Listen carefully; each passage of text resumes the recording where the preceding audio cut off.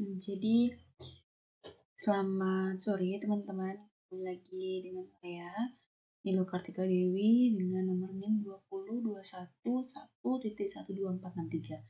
Nah, jadi di video yang kedua ini saya akan membahas mengenai analisis intervening dengan Smart PLS.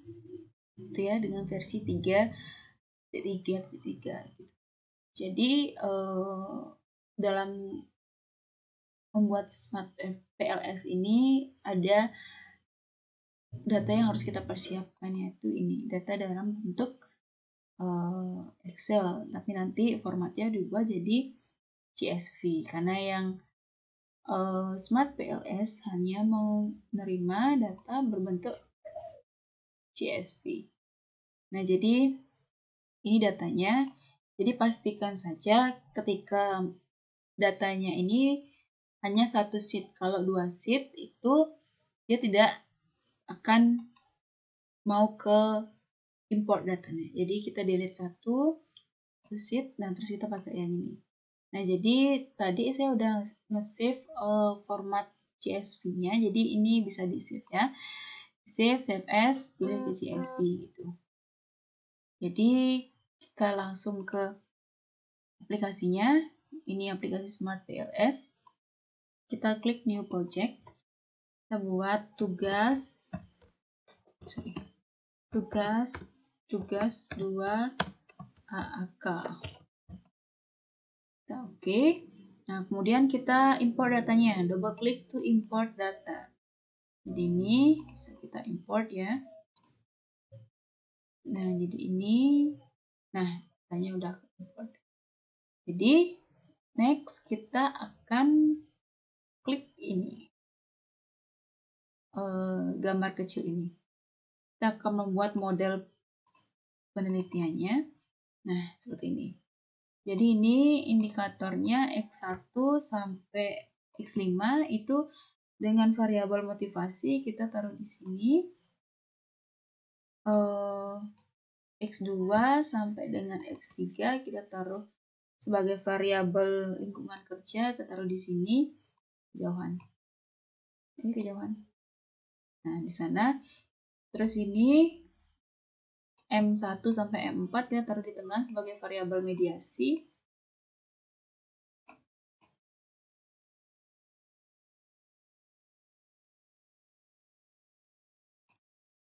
Nah, kemudian ini kita pindahkan ke sini sebagai variabel independen. Nah, jadi ini kita ubah aja ya, biar ininya di kanan, biar enggak. Nah, biar kelihatannya bagus teman-teman ya. Nah, jadi seperti itu. Nah, jadi kita ubah dulu rename namanya, itu sesuaikan dengan variabel masing-masing. Kalau saya itu ada motivasi, lalu oke. Kemudian rename lagi, itu ada variabel lingkungan kerja, oke.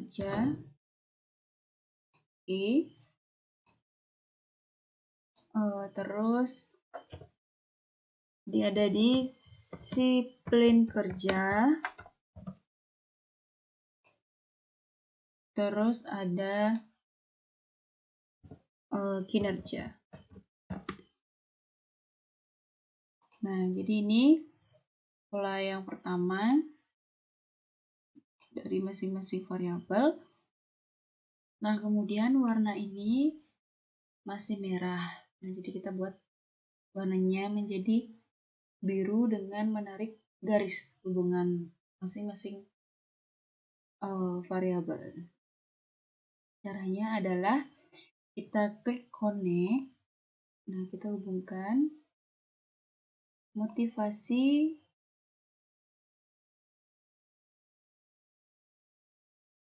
Nah, ini sebagai hipotesis yang pertama. Nah, jadi ini yang kedua.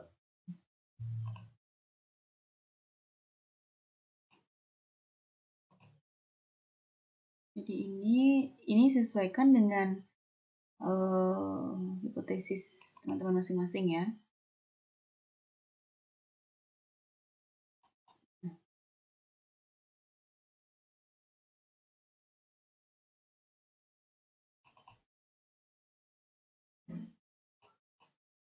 Sorry. Nah, jadi seperti ini teman-teman ya. Nah, jadi ini kan ini sudah. Nah, jadi ini sudah bisa masuk ke data teman-teman, ke data Word, karena sesuai dengan tugas ketika itu disuruh memasukkan model penelitian. Nah, jadi penelitiannya ini dinamakan model penelitian. Jadi ini bisa dimasukkan ya ke Word-nya gitu. Nah, terus sekarang kita menilai outer model, yaitu dengan melihat cross loading-nya. Nah, jadi sebentar teman-teman. Kemudian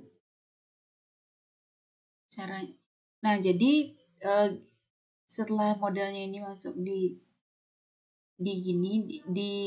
Word, jadi sekarang kita menyesuaikan soalnya itu dengan membuat outer model teman-teman ya. Nah, jadi kita klik calculate, terus PLS algorithm. Nah, terus kita klik start calculate. Nah, jadi seperti ini teman-teman ya. Nah, jadi ini teman-teman ya, penampakan dari apa namanya, outer model ya. Jadi kita akan mencari data sesuai dengan arahan soal gitu ya. Yang pertama ada convergent validity atau dinilai berdasarkan loading factor dan nilai average variance exchange atau AVE. Nah, kok sekarang kita bisa lihat di sini teman-teman.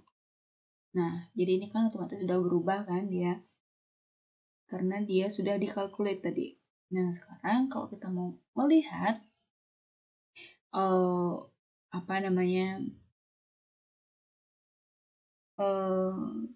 convergent validity-nya berdasarkan loading factor dan nilai AVE-nya itu, kita bisa klik di construct reliability and validity. Nah, di sini ada crown batch alpha, ini ROA, ada ini composite reliability dan average variant AVE. Jadi ini untuk yang nanti kita analisa datanya menggunakan AVE. Nah, untuk yang apa namanya, loading factor itu ada di order loading. Nah, jadi ini teman-teman ya. Jadi ini kita turunkan dulu. Nah, jadi ini ya. Nah, kemudian kita bisa screenshot ini dan pindahkan ke Word supaya kita gampang menjelaskannya. Jadi untuk yang D ini kan datanya sudah di screenshot ya, yang dipindahkan ke Word. Jadi, nah, jadi di dalam pengukuran model atau outer model ini itu ada syaratnya, yaitu di atas 0,5. Nah, jadi berdasarkan data ini, yang warna hijau ini berarti dia sudah di atas 0,5 yang bisa dinyatakan valid, yang bisa disebut valid. Nah, untuk yang selanjutnya itu kan analisa berdasarkan AVE. Nah, jadi ini datanya teman-teman ya. Jadi AVE ini juga apa namanya, syaratnya 0,5. Jadi ini untuk yang variabel disiplin, kinerja, dan motivasi itu ada di atas 0,5 itu berarti variabelnya itu valid. Sedangkan lingkungan kerja itu karena di bawah 0,5 berarti nyatakan tidak valid. Gitu. Nah, lanjut kita ke soal yang nomor 2. Uji reliabilitas menggunakan nilai composite reliability. Nah, jadi di sini teman-teman ya. Jadi sama, kita dulu. Nah, jadi di sini, nah, jadi ini dia nilainya. Ini, nah, jadi ini dia nilainya. Composite reliability. Jadi kita langsung ke word pembahasan aja ya. Jadi ini untuk uji reliabilitasnya itu dengan syarat 0,7 teman-teman. Jadi berdasarkan nilai composite reliability di atas ini dapat disimpulkan bahwa semua variabel dinyatakan reliability karena nilainya lebih dari 0,7. Jadi ini. Nah, itu soal yang nomor D. Nah, untuk untuk selanjutnya yang nomor E itu disuruh mengevaluasi koefisien determinasi R². Nah, R² itu bisa kita lihat di sini, teman-teman. Nah, R². Nah, jadi ini dia ya. Ini nilai R²-nya. Jadi kita langsung aja ke pembahasan. R² itu kita bisa lihat di sini untuk disiplin kerja. Untuk R² itu untuk independent variabel. Jadi berdasarkan data di atas, R² variabel disiplin kerja sebesar 0,357 atau 357% dan nilai R² variabel kinerja sebesar 0,496 atau 49,6%. Nah, jadi untuk yang terakhir itu ada pengujian signifikansi dan hipotesis langsung gitu ya teman-teman ya. Jadi kita bisa lihat datanya di sini. Calculate. Nih. Sorry, kita pindah dulu ke sini.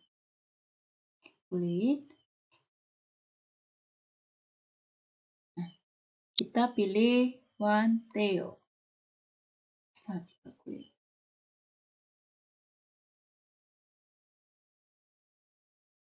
Oke. Nah, jadi di sini teman-teman ya. Kinerja. Nah, jadi ini datanya.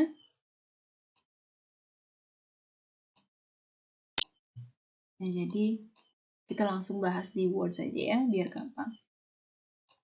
Nah, jadi untuk pengujian signifikansi dari hipotesis langsung tidak langsung itu ada syaratnya.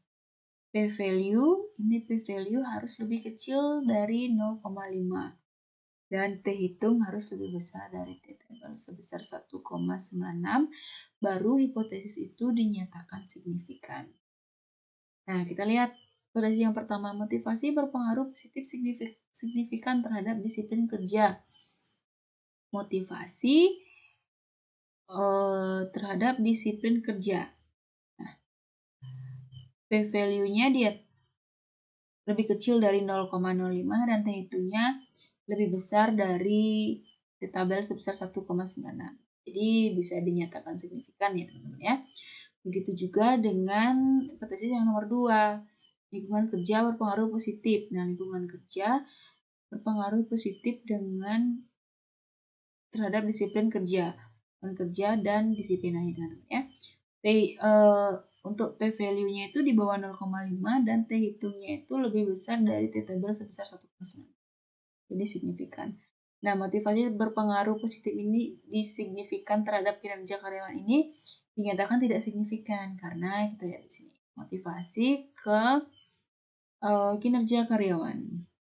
Nah, ini kenapa warnanya merah karena emang udah tidak sesuai gitu ya. Jadi ini P-value-nya masuk dia 0,05 lebih kecil dari 0,5 0,05. Nah, tapi T hitung harus lebih besar dari T tabel. Nah, T hitungnya ini lebih kecil ya, makanya dinyatakan tidak signifikan. Lingkungan kerja juga dinyatakan signifikan berdasarkan data ini, dan disiplin kerja juga dinyatakan signifikan. Untuk selanjutnya, hipotesis tidak langsung itu ada 2 ya. Lingkungan kerja, disiplin kerja terhadap kinerja gitu ya. Motivasi melalui disiplin kerja dan kinerja gitu. Motivasi berpengaruh positif signifikan terhadap kinerja karyawan. Layak melalui disiplin kerja. Nah, ini jadi dia yang nomor 2. Jadi signifikan ya, karena di bawah 0,05 value-nya dan hitungnya di atas lebih besar dari tabel 1,96. Nah, begitu juga dengan lingkungan kerja. Untuk yang hipotesis yang terakhir ini itu signifikan ya, karena p-value-nya di bawah 0,5 dan T hitungnya itu lebih besar daripada T tabel 1,9. Nah, jadi itu teman-teman ya pembahasan untuk mengenai aplikasi Smart PLS. Pembahasannya sesuai dengan soal yang diberikan. Jadi itu video dari saya. Terima kasih sudah menonton, dan mohon maaf jika ada kesalahan dalam pembuatan video ini. Terima kasih teman-teman.